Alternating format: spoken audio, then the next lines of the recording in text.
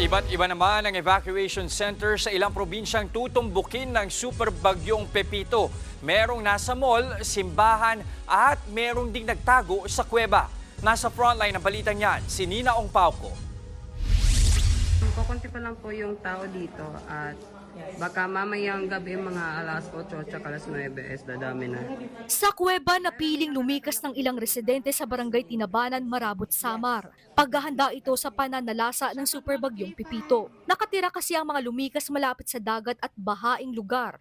Mula kagabi, umabot na sa 30 pamilya ang tumuloy sa Tinabanan Cave at posible pang madagdagan. Doon po kasi sa cave is pwedeng kahit let's say mga 200 families doon kasya sa cave kasi malaki po talaga yung cave.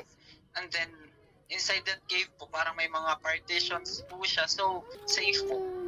May mga nakahanda ring family food packs sa mga lumikas.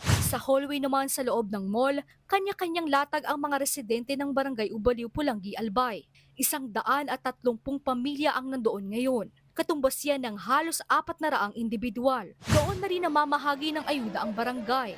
Sa simbahan naman, lumikas ang higit 100 individual sa barangay Tubli, Karamuan sa Catanduanes. Nagbabalita mula sa frontline, Nina Ongpauco, News 5. Mga kapatid, Jess De Los Santos po. Iba na ang may alam at may pakialam sa panahon ngayon.